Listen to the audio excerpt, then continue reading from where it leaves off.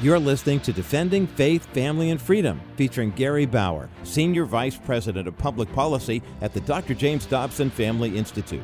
And now, here's Gary. Hi, this is Gary Bauer, Senior Vice President of Public Policy at the James Dobson Family Institute. Welcome to our podcast, Defending Faith, Family, and Freedom. Always glad to have you with us as we try to bring you up to date on some of the things happening across America that affects our families, our freedom of religion, our freedom to worship, impacts our country. There are important things happening. Look, I know I don't need to tell you, we live in difficult and challenging times.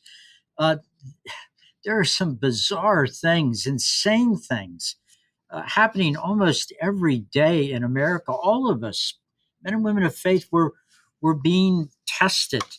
You know, Dr. Dobson has talked about this for so many years, decades actually.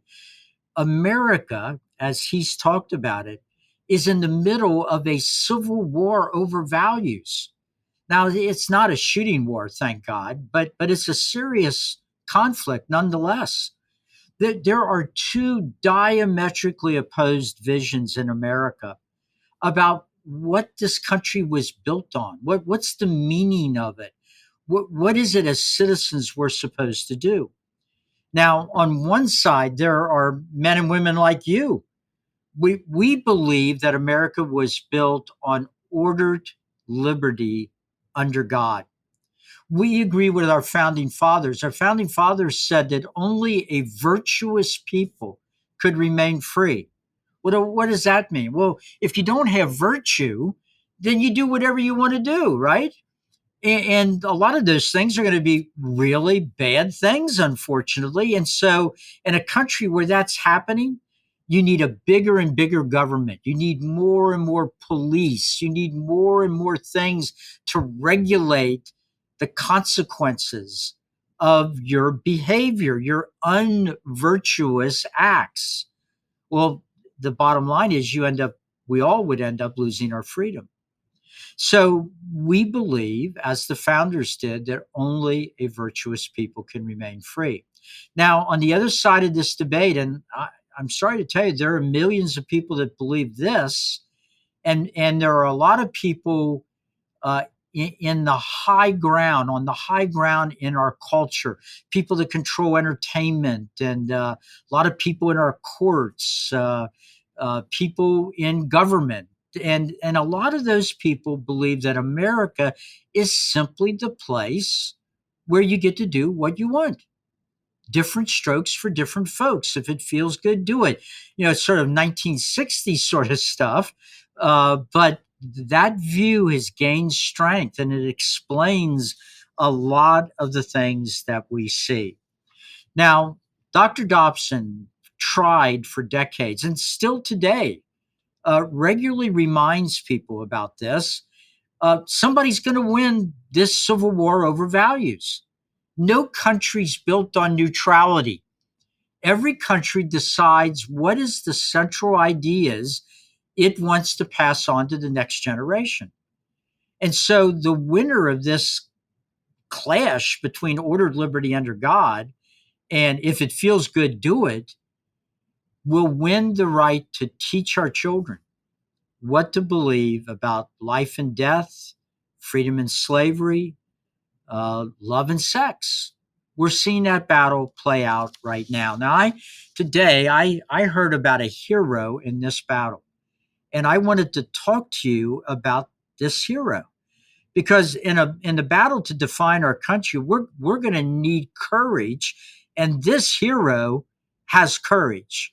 Now, this guy is not, some Navy SEAL or, somebody that's been in the Marines for 10 years and been tested in real live battlefields. And in fact, this hero is so young, he couldn't join the military right now if he wanted to. He's a 12-year-old kid named Liam Morrison, and he was kicked out of his gym class at Nicholas Middle School in Middleborough, Massachusetts.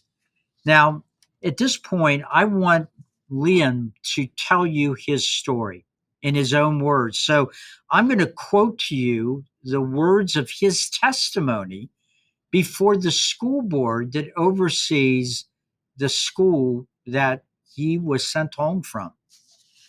This is Liam talking now. Quote, I never thought the shirt I wore to school would lead me to speak with you today.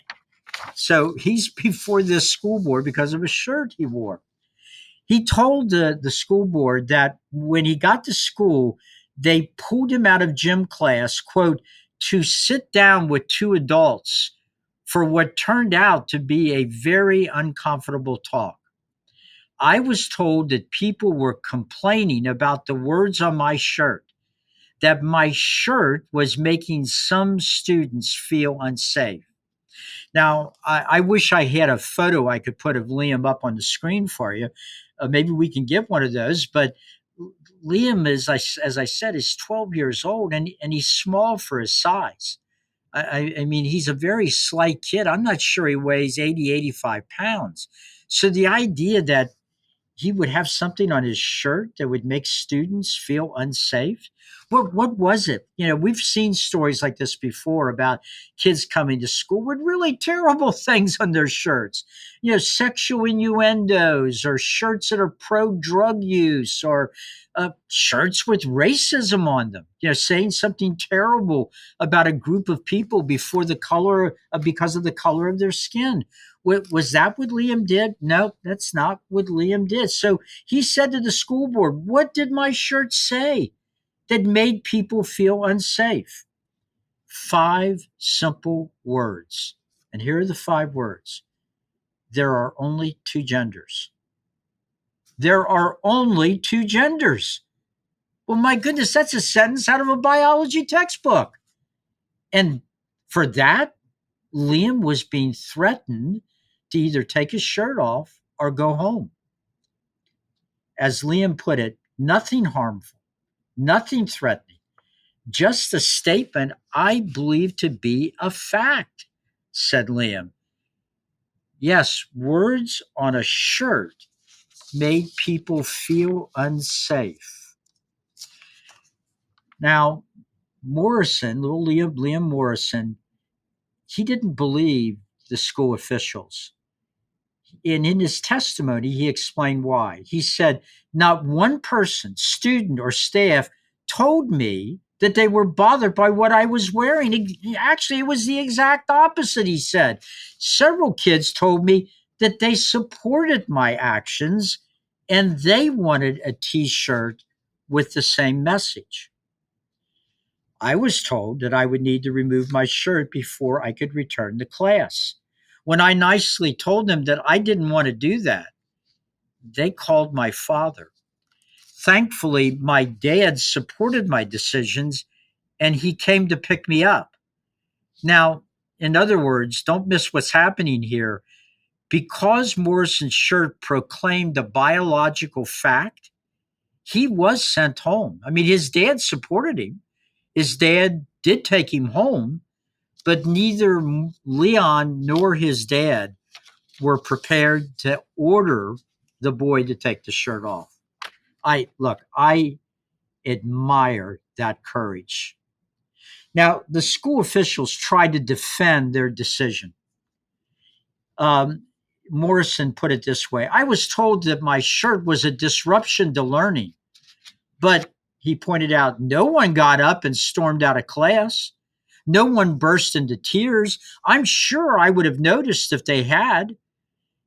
I experience disruptions to my learning every day, said Liam. Kids acting out in class are a disruption, yet nothing's done. Why did the rules apply to one but yet not to another? I've been told that my shirt was targeting a protected class, Liam said. But he had a central question. Who is this protected class? Are their feelings more important than my rights? I don't complain when I see pride flags and diversity posters hung throughout the school. Do you know why I don't complain? because others have a right to their beliefs, just as I do. Wow, Liam at 12 years old understands the freedom of speech more than a whole lot of adults today. And I'm not just talking to very, left-wing radical adults. I'm talking about a lot of Christians. I run into a lot of Christians who say, well, Gary, I'm for the freedom of speech, but we can't insult anybody. We shouldn't be allowed to say things that make other people feel badly. My goodness. The First Amendment doesn't say anything about any of that. Freedom of speech means the freedom to speak. And it was specifically put in our founding documents by our founding fathers because popular speech doesn't need a protection. Everybody likes popular speech. It's things that people disagree with, people might be offended by. It's that speech particularly that is protected by the Constitution of the United States. Now, little Liam, little 12-year-old Liam, when he was wrapping up his remarks to the school board, had this to say: I learned a lot from this experience. And I would say, my friends, we've got to learn a lot from our experiences. When we see Christians being silenced, with conservatives being attacked on university campuses, with people being canceled because they said conservative things or they were pro-life and pro-family, we should learn a lesson about that. Liam said, I learned that adults don't always do the right thing or make the right decisions. And then he said something, I don't think he meant it as a threat. I think he meant it more as a promise. He said, there might be more students that decide to speak out. Well, from your lips, Liam, to God's ears. Liam continued, I didn't go to school that day to hurt feelings or cause trouble.